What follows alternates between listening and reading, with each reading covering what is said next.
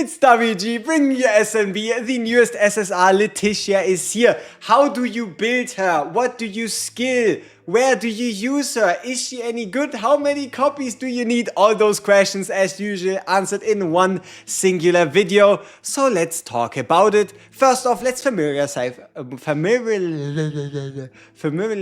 ourselves with the kit again. We have this one. This is the most important part. We have our very first synergy effect in the game, and this is what it does. These are the members: Seth, Seraphina, Van Helsing, Ressa, Thibault, Triss. Keep in mind, Seraphina hasn't even released yet, so this could become even better, because currently the problem with this faction is you're searching for that third member to put into the team. Letitia, Van Helsing. Woo! Big. Yeah, good stuff. But you need a third member. Yes, Letitia counts as a member for this, but it's kind of between Ressa and Seth, but in no way, shape or form will anybody really have a Ressa build, nor will you have a Seth build, so it's kind of a bit hard. And even Thibault doesn't make as much sense, because Thibault's increased crit rate would be more useful on other units. But to be fair, I think Thibault is actually a decent pick, right? Like, Letitia, Van Helsing, Thibault is actually a pretty sweet team. But okay, so let's talk about what it actually does. So if you have two members, 25% damage bonus, 15% damage reduction, and you get 40% of her wind stacks. We'll talk about those in a second. And then the second one is 50% damage, 35% damage reduction, and 40% of her wind stacks. So these wind stacks, she can get them in two ways. All the wind stacks for the team members are based on her own stacks. So the synergy is called Wind Chaser, which is talking about the synergy effect, right?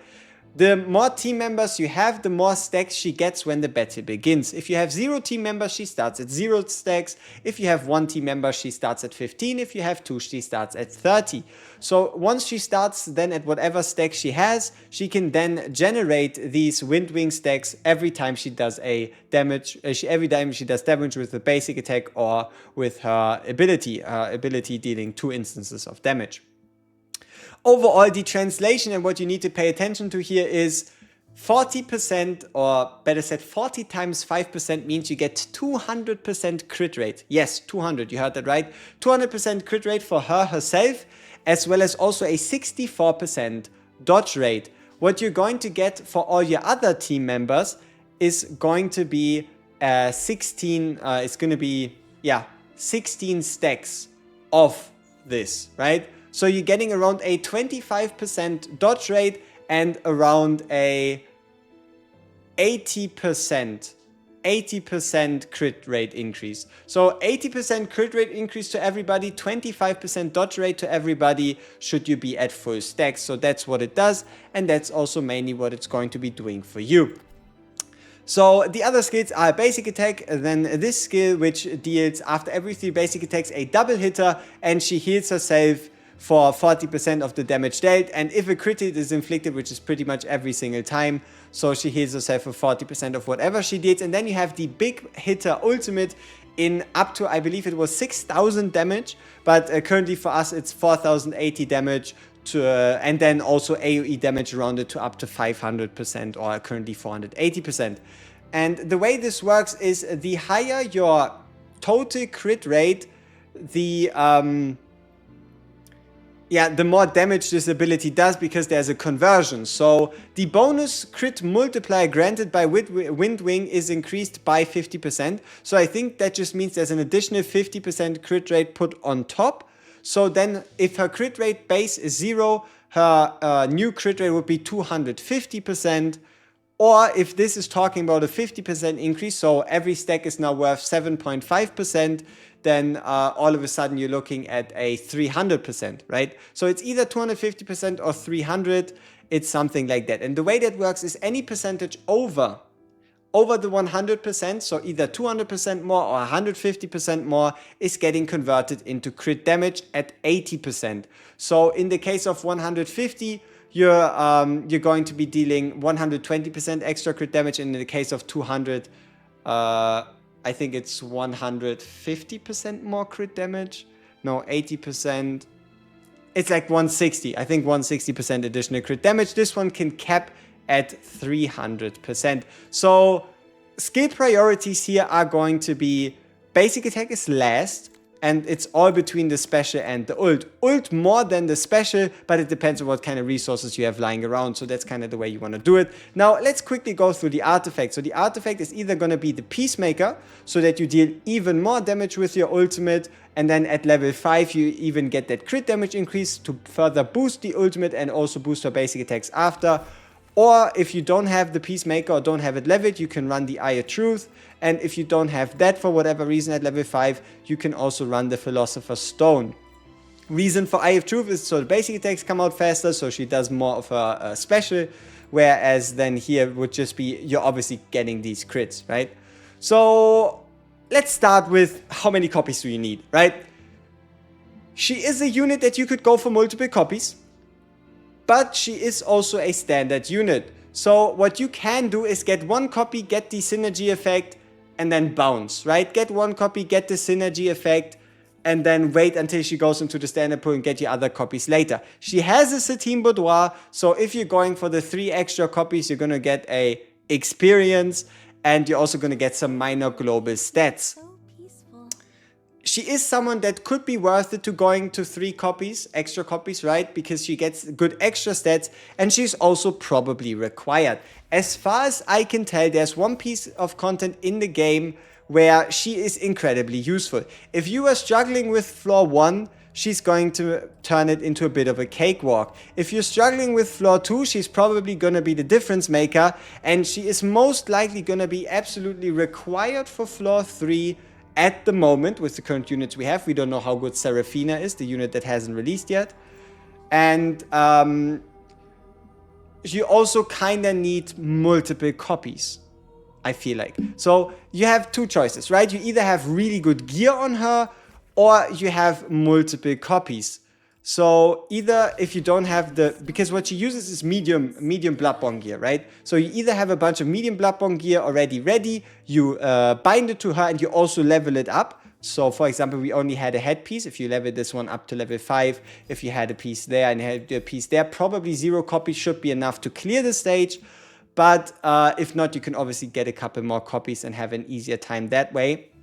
Regardless, you might still want to bind pieces to her, and the stats you're going to be looking for are pretty much the same as they would always be. So you would probably I guess it's a bit different. So your main priority would probably be crit damage, because you're critting all the time. So crit damage is main prior, then physical damage, then it's going to be all damage, and after that it's going to be attack speed. You don't want crit rate because you already have enough, would be my judgment on her here. What we currently have here on the piece and what we rolled was attack speed and physical damage bonus, which is pretty much fine in and of itself. Furthermore, one of the main reasons to go for her is because she revitalizes Van Helsing. She makes Van Helsing useful again, she makes Van Helsing playable again, and one of these examples, for example, let's just hop into a stage, right? Let's just play a stage ourselves. So, this is the synergy effect. You can see we currently have 3 active. Our team consists of a Ressa, a Steroid Iona, a Fleeting Bella, and a Van Helsing. But what we can also do is take out the Fleeting, take out the Steroid Iona and run her as like a separate tank. So what you're going to notice is 65% dodge rate is no joke. 65% dodge rate really is no joke. And she can really keep herself alive. She can really keep herself alive unless she gets unlucky and gets bursted like crazy. So, for example, you see how she like extra heals herself with her own lifesteal. Here, obviously, these hits are pretty damn hard, but she's still not falling. Do I think you can run her as like a main tank? Obviously, every time she builds more stacks, she gets more dodge rate. And I do believe, though, she has one weakness. And you might have seen it there already. Dodge rate should only be the ability to dodge basic attacks. If they use a special move, I don't think she can dodge them. Like against units that do a lot of basic attacks, not a lot of powerful specials, she is definitely going to be more impactful, if that makes sense. And let's quickly run that in the background so you have something to look at while we talk about her. And so no, I'm not even looking for that. I'm looking to start off with a Quinn ult. That's what we're looking to do. Come on. Ta-da. Yeah, I think we can keep it like this for now. So, overall, she makes the team useful. If Timeless Iona wasn't a thing, she would probably be a member of the best team in the game as of this moment, if we consider all the units that are currently released. Timeless Iona is a thing though, so outside of the new piece of content that actively nerfs everything that's not crit damage, that actively has a mechanic, a shield, that reduces your damage dealt to it unless it's a crit, you don't necessarily need her at like a high level, right? I would probably still try and get her regardless, because you can have a lot of fun with her and Van Helsing again. And Van Helsing, you can kind of see his damage numbers. He's actually putting things out, and that is because of the fact that he gets like that massive stat boost from her. And if you have a high invest Van Helsing, you might actually be able to do some pretty fun stuff. I mean, I guess one of the problems is that the stacks disappear when she dies. But that's also something you can navigate around, right?